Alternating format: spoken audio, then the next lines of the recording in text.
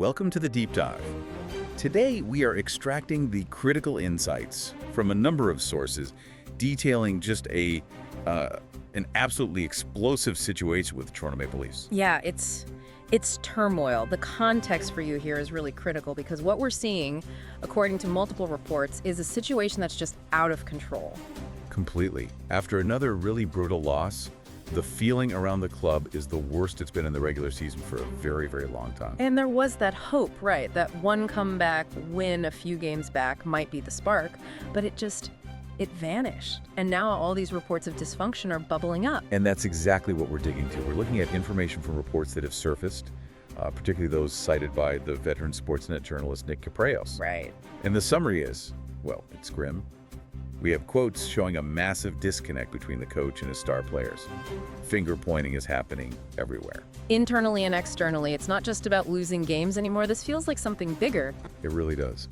So before we break down some of these wild comments and the stats that back up the chaos, we'd love for you to join our community. Absolutely. If you're enjoying these daily deep dives, just take a second to hit that like button. It really helps. And subscribe so you never miss a minute. And please drop a comment and let us know what city you're listening from. We love to see where the conversation is reaching. We really do. Okay, so let's get right into the conflict at the heart of all this. You have to start with the coach and the room. The team's performance, which has been, let's face it, abysmal. It's clearly created this internal strife. And the sentiment being reported now is that the team doesn't love the coach anymore, and vice versa. Exactly. And that's not just, speculation. It's coming from sources close to the team.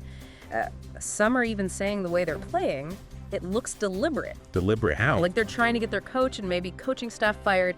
The lack of effort, it's just that obvious. It's hard to argue with that when you hear what Coach Keek has been saying publicly. They call him Brew, but his comments have been anything but friendly. Not at all. Let's start with that incredible quote after the last loss. They asked him directly, is he concerned his message isn't getting through to his stars? And his answer was just, wow. The flatness of it, the defiance. He said, and I'm quoting here, no, I don't think I'm concerned about that. Yeah. He goes on, I mean, the message is the message. They need to take it and go with it, but I'm not concerned with it. No. There's just zero self-reflection there. None. He's pushing the entire burden right onto the players. And he did it again when they talked about the urgency gap in that loss to the Capitals. Oh, that was telling. He said the Caps played with way more urgency in their game, more passion. I mean, he's basically calling his own team passionless. Which you just don't hear a coach say that openly. It's a failure of character, and he's putting it on them. And it wasn't an isolated comment. A reporter pressed him on why they lacked that urgency. And what did he say? He told them to go look at them. Apparently, he gestured towards the star players. And this is after that even crazier comment he made a bit earlier. The sleeping pills one. The sleeping pills one, yeah. Saying the players look like they're taking Ambien, not sniffers on the bench. It's unbelievable stuff. So the implication is crystal clear. He is openly, publicly calling out his leadership group. He's done covering for them. He's literally telling the media, ask the guys in the room. He wants the players to answer for their own lack of motivation. And that's the so what moment, right? That's what confirms he's lost the room. 100%. It confirms that mental struggle we've seen plague this core for years. Keefe himself said it, this team has everything it needs to succeed, but they cannot do it mentally. So he's admitting the talent is there, but the mental fortitude just isn't. It's the exact same thing we heard after last year's playoff exit. This isn't a new problem. It's a systemic failure of this group's mentality. Okay, so that deep-seated mental issue is a huge piece of this. But let's move from the psychological to the hard numbers, the on-ice metrics that are making fans crazy. And you have to start with the power play. Ooh, the power play. It's not just bad, it's a disaster. It is a historical disaster. The number right now is 14.1%. 14.1. And for you to really get that, that is the lowest power play percentage for this franchise in almost 2 decades. We're talking since 2007. This is a complete failure. And the sources get really specific here. The first unit with all the stars is abysmal, stagnant, predictable. But the second unit, The second unit is getting praise. They're called more engaged, way better. They're actually getting starts now over the big guns. What does it tell you? It tells you everything about engagement. The first unit has no creativity. They just stand on the perimeter. They're not creating chances, not making the penalty kill work. It's painful to watch. You watch a team like Tampa or even the Habs, they're creating chaos. The Leafs top unit just waits for the perfect shot and it never ever comes. And the problems go beyond special teams. It's hitting the core guys at 5-on-5 too.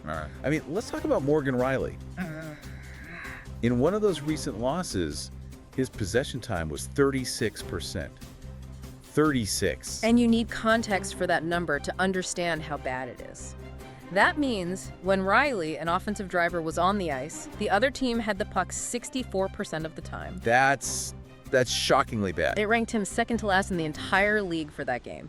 And the top forward line, in the first 2 periods of that same game, was outshot 7 to go at 5-on-5. They didn't even get a shot. Not one. It's not just playing poorly, that's basically non-participation. Which brings us right to the Austin Matthews question. Yeah. This has become a huge part of the crisis. He keeps saying he's 100% healthy. And look, if that's true, if he's healthy and this is the performance he's giving, then the reports saying the team needs to clean house start to make a lot of sense. Because the whole system is failing to get anything out of its best player. Right, it raises a huge question. If he's injured, then she should sit. But if he is, like he says, perfectly healthy, then the blame is on him for not playing good. He's just not engaged. So if a healthy superstar is playing this poorly, it's not just a coaching problem. No, it's a profound failure of the whole organizational structure. The players, the system, it's all broken. Amidst all of this, this negativity, there is one small silver lining mentioned in the sources. The bottom 6. The bottom 6. The reports are all consistent on this. They're working their tails off. Guys like Robertson and Cowan are showing life because they feel like they have to. They do. These guys are fighting for their careers, for their next contract. Their future is on the line every single shift. And that just highlights the problem with the Stars even more, doesn't it? It's the perfect contrast. The bottom 6 is showing the exact urgency that the highly paid core is failing to deliver night after night. So with all this chaos, the bad stats, the public call-outs, the fans are, they're clamoring for a firing. What's the holdup from management? Well, management is hesitant.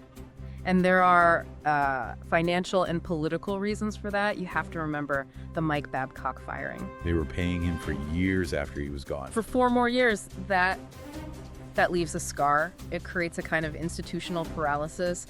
So they're almost certainly going to ride this out for a little bit longer, especially around the holidays. So if the head coach isn't going anywhere just yet, what about a smaller move to light a fire? Well, the conversation then shifts, right? And the most obvious target is that power play, that disastrous 10.1%. So you're hearing calls for the assistant coach. Exactly. On Reddit, on social media, you see calls for assistant coach Mark Savard to be let go. And it makes sense. It's the classic pressure valve move. You address a very specific, glaring problem without blowing the whole thing up. You do. You fire the assistant in charge of the power play, you buy yourself some time, and you send a message to the players that someone is paying the price for this failure. Maybe it jolts them. And here's the ultimate paradox in all this. Despite the chaos, the terrible play, they somehow won that awful game against Chicago. Yeah. They're